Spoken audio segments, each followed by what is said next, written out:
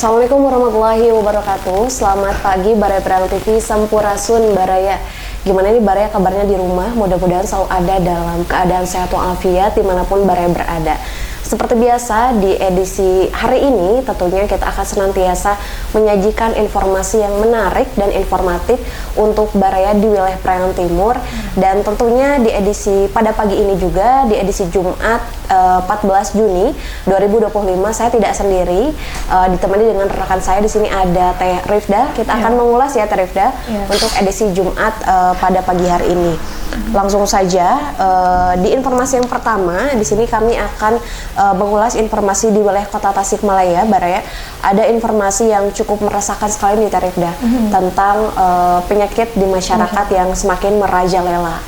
Nah, di sini ada informasi bahwa temuan miras di Komplek Wali Kota, Ketua MUI sayangkan lemahnya pengawasan. Ini kenapa sih kok bisa ya ditemukan sejumlah miras di lingkungan Komplek Wali Kota? Kok bisa gitu? Sehingga ada muncul statement nih dari Ketua MUI Kota Tasikmalaya. Saya akan bacakan dulu informasinya. Majelis Ulama Indonesia atau MUI Kota Tasikmalaya menyayangkan atau melayangkan kritik terhadap kinerja Satuan Polisi Pamong Praja atau Satpol PP Kota Tasikmalaya yang dinilai masih lemah dalam pengawasan peredaran minuman keras atau miras.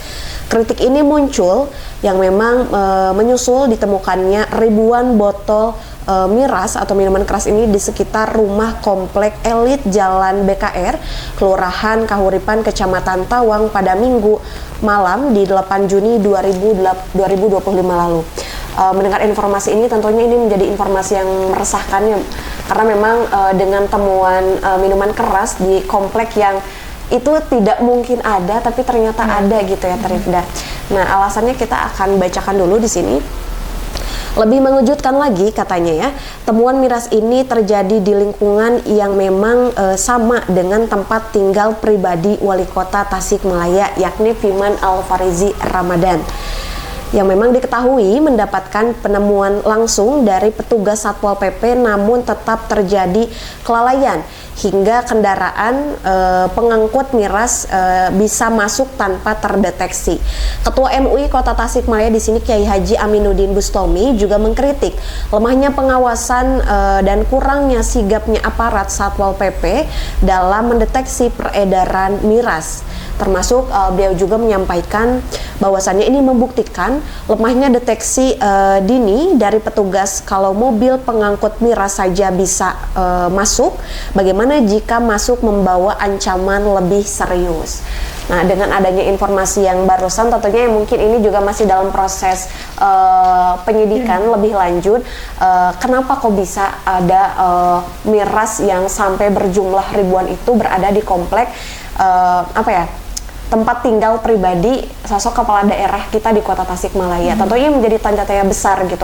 Itu baru botol miras yang ribuan sampai bisa tidak terdeteksi siapa yang masuk dan memasukkan, apalagi ancaman berikutnya gitu. Jangan sampai hal-hal yang lebih parah ini bisa terjadi gitu. Tentunya dengan adanya hal ini kita bisa lebih bijak ya untuk menerima informasi yang kami sampaikan karena masih dalam proses penyidikan. Jadi untuk sementara ini dengan adanya temuan yang masih dalam proses penyidikan, mudah-mudahan nanti bisa menemukan titik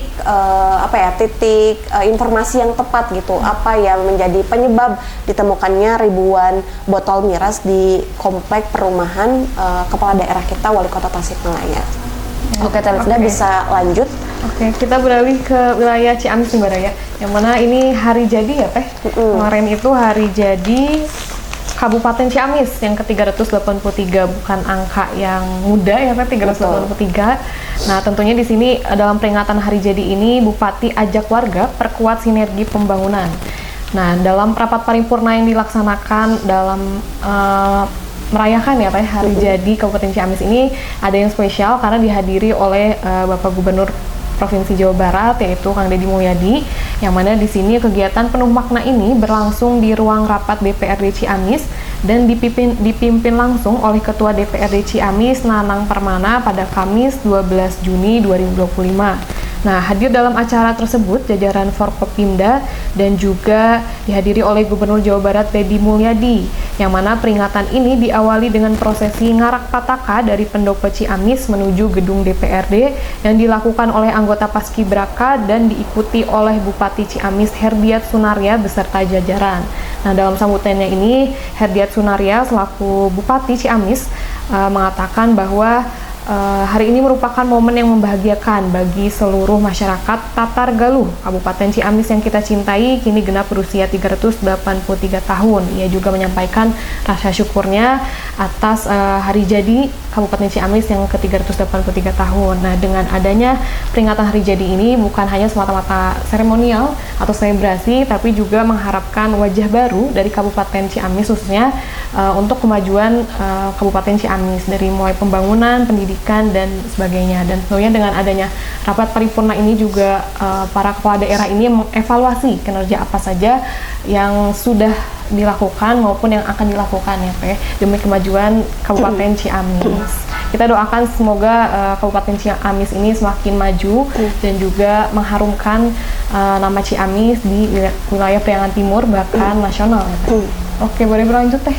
Baik, kita akan berlanjut di informasi wilayah Kota Tasikmalaya.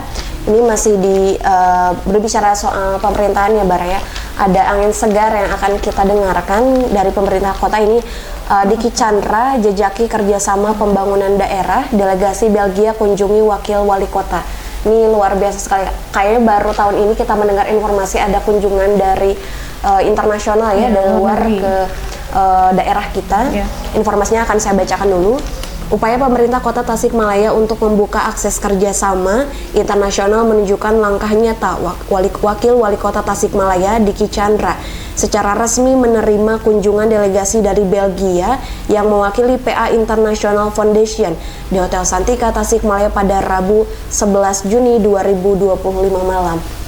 Di sini juga disampaikan bahwa pertemuan ini menjadi momen strategis yang memang menandai dimulainya penjajakan kerjasama antara Kota Tasikmalaya dan pihak internasional, khususnya dalam bidang pembangunan berkelanjutan, juga dari peningkatan kesejahteraan masyarakat.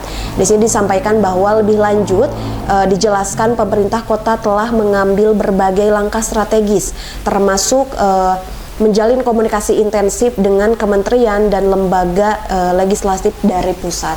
Mendengar informasi yang barusan, tentunya ini menjadi salah satu angin segar yang baru datang gitu ya dari sosok wakil kepala daerah kita dari Bapak Diki Chandra yang memang mulai menjalin kerjasama dengan internasional, artinya dengan lingkup yang lebih luas, tentunya dengan langkah yang strategis dan tujuan yang masif juga. Mudah-mudahan ini dapat membawa daerah Kota Tasikmalaya menjadi kota yang lebih maju, terutama tadi untuk menunjang kesejahteraan masyarakat ya, apalagi dengan tujuan salah satunya pembangunan daerah juga. Di sini juga disampaikan Baraya bahwa untuk mendorong percepatan pembangunan, hal itu juga menjadi salah satu upaya katanya di berbagai sektor, mulai dari infrastruktur hingga peningkatan kualitas sumber daya manusia. Mereka juga bisa melihat potret di koran kami. Ini salah satu potret di mana dari Wakil Wali Kota Tasikmalaya, Pak Diki Chandra, berikut jajaran dari internasional ini sepertinya sedang berdiskusi dalam rangka pertemuan perdana gitu ya di wilayah Kota Tasikmalaya.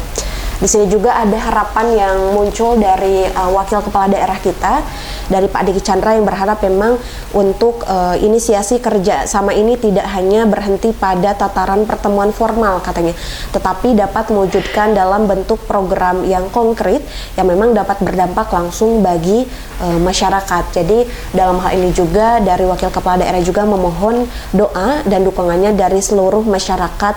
Semoga langkah yang diambil ini dapat menjadi pembuka jalan bagi kemajuan Kota Tasikmalaya ke arah yang lebih baik.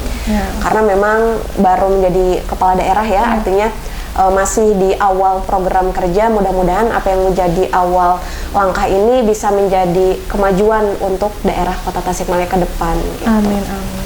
Baik, boleh dilanjut terlebih atau menjadi berita penutup? Informasi penutup ini yang akan disampaikan boleh. Karena memang ini teh lagi hangat-hangatnya, itu lagi hot news gitu ya, hot topic di Indonesia, tidak hanya di Indonesia tapi juga internasional menjadi sorotan dunia karena ini mengenai Last Paradise-nya dunia gitu, last paradise in the world, yang mana itu adalah Raja Ampat nih Teh. Raja Ampat sedang ramai sekali ya.